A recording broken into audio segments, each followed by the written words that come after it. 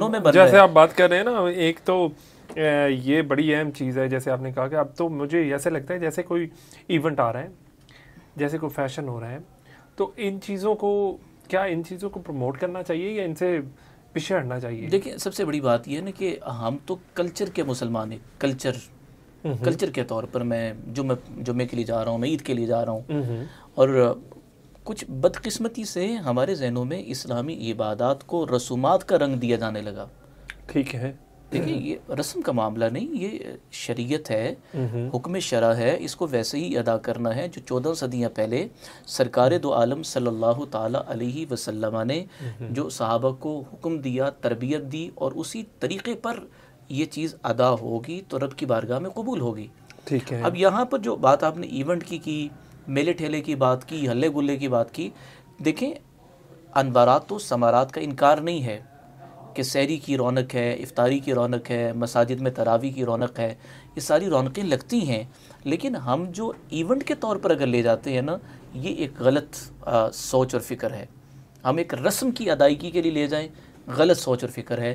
اور پھر صرف رمضان کا یہ تصور کہ ہم اس میں روزے رکھ لیں گے اور سحری اور افطاری کا معاملہ ہوگا، یہ نہیں ہے. رمضان المقدس سے قبل ہر چیز کی تیاری ہے.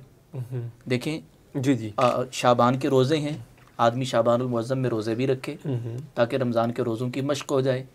پھر صدقات و خیرات کا معاملہ ہے، پھر اسی طرح سے دیگر عبادات کا معاملہ ہے. اور اگر عبادت کو دیکھا جائے نا، تو میں آپ کے توسط سے یہ کرنا چاہوں گا کہ ہم نے عبادت کو بہت محدود سے دائرے میں بند کر دیا. وہ عبادت کیا ہے؟ میں نے صرف نماز پڑھ لی، روزہ رکھ. رمضان المقدس کیونکہ غمخارگی کا مہینہ ہے، محبتیں بانٹنے کا مہینہ ہے، تو ظاہری سی بات ہے اس کی پریکٹس پہلے سے میں نے کرنی ہے. اچھا، جیسے پہلے سے پریکٹس کرنی ہے تو اس کے لیے کوئی ایسا شیڈول بنایا جا سکتا ہے یا آپ خود ایسے شیڈول جس پہ عمل کرتے ہو؟ یقیناً روٹین لائف ہوتی ہے بندے کی، کوئی کاروباری آدمی ہے، کوئی جاب کر رہا ہے، کچھ کر رہا ہے، تو جب رمضان کریم آتا ہے تو اس کے آنے کے ساتھ کوئی ایسا شیڈول جس کو فالو کر لیا جائے وہ زیادہ بہتر رہتا ہے. عبادات کے حوالے سے آپ نے پورا دن بھوکا رہنا ہوتا ہے، پیاسا رہنا ہوتا ہے، اس کے حوالے سے کسی چیز کی ایکسرسائز ہو جائے تو وہ جی بالکل. دیکھیں یہ تو ایک بڑا قیمتی سوال ہے آپ کی طرف سے کہ آدمی کو اپنے اوقات کو مرتب کرنا ہوگا، اس کی مشق پہلے سے کرنی ہوگی. ظاہری سی بات ہے کوئی بھی چیز جب ہم کرنے جا رہے ہیں اس کی مشق اور تربیت ہوگی تو وہ چیز اپنے وقت پر بہتر طریقے سے جو ہے وہ یعنی تکمیل کے مراحل تک جائے گی، اس کو ہم پورا کر پائیں گے. اگر مشق نہیں ہوتی، اب تو چلو رمضان المقدس ایک بالکل معتدل موسم میں آ رہا ہے، اعتدال والا موسم ہوگا، لیکن ضروری نہیں ہے کہ دنیا میں کوئی ایسے خطے بھی ہیں جہاں گرمی کا موسم بھی ہوگا، سردی کا بھی ہو سکتا ہے. دیکھیں اب اس میں بھی ایک حکمت یہ ہے کہ یہ یعنی سورج کے مہینوں کے ساتھ نہیں چلتے. قمری مہینے پورا سال گردش میں رہتے ہیں، کبھی سردی ہے، کبھی خزاں ہے، کبھی اعتدال ہے، کبھی شدت کی گرمی ہے. ٹھیک ہے، تو یہ اس لیے کہ انسانی جو نفس ہے اس کی تربیت مختلف ماحول، مختلف یعنی اوقات، کبھی روزہ بڑھ جاتا ہے، کبھی چھوٹا ہو جاتا ہے. یہ ساری چیزیں اس لیے ہیں کہ انسانی نفس کی جو ہے نا وہ تربیت ممکن ہو سکے. اچھا، اس میں نفس کی بات ہو رہی ہے، بات نفس کا ذکر ہو رہا ہے. بہت دفعہ ہوتا ہے کہ آپ نے روزہ بے شک رکھا ہے، اس کے دوران بھی نفس پہ کنٹرول رکھنا یا رمضان شریف میں نفس پہ کنٹرول رکھنا، اس کے لیے کوئی ایسا وظیفہ بندہ کر لے یا کوئی ایسا عمل کر لے یا کچھ ایسی چیزوں سے پرہیز کر لے جو اس چیز سے بندہ دور ہو سکے.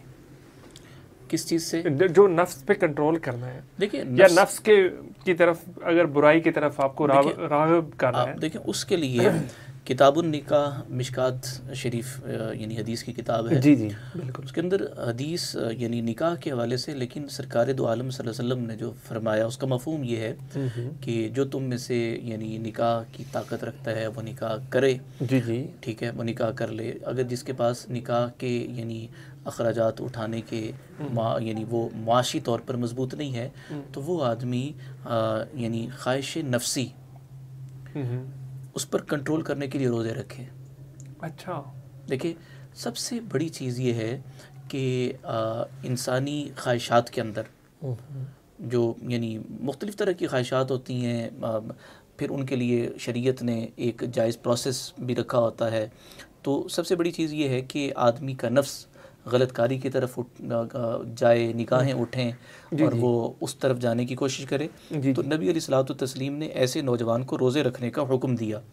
تو بنیادی طور پر روزہ ایک ایسی عبادت ہے کہ جو ناجائز خواہشات پر یعنی بریک لگانے کا ایک ذریعہ ہے, گناہوں سے بچنے کا ایک ذریعہ ہے, بشرطے کہ آدمی رمضان سے قبل اس کی مشق کر کے اس کا استقبال, اس کا یعنی جو حق ہے وہ ادا کرتے ہوئے جب پہنچے گا تو پھر بہترین طریقے سے گزر سکتا ہے. وگرنہ دیکھیں حدیث میں آتا ہے کہ روزہ ڈھال ہے.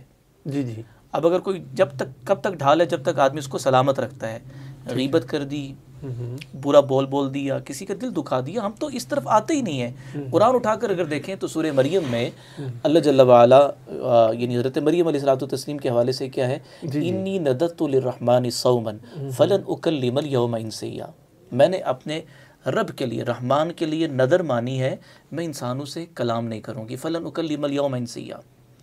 اور پھر حضرت زکریا علیہ الصلوۃ والتسلیم کا جو روزہ ہے, چپ کا روزہ, اس وقت وہ تھا کہ اشارے سے بات کرنی ہے, تکلم نہیں کرنا. تو یہ ساری چیزیں یہ ہیں کہ روزہ صرف بھوکا پیاسا رہنے کا نام نہیں ہے. جو کلچر اور ایونٹ کی بات ہوئی نا, وہ یہ ہے کہ پورا دن بھوکے پیاسے رہے, غیبت بھی کی, برائی بھی کی, گالی بھی دی. جی اب وہ بھوکے پیاسے رہنے کے علاوہ کچھ ملے گا نہیں.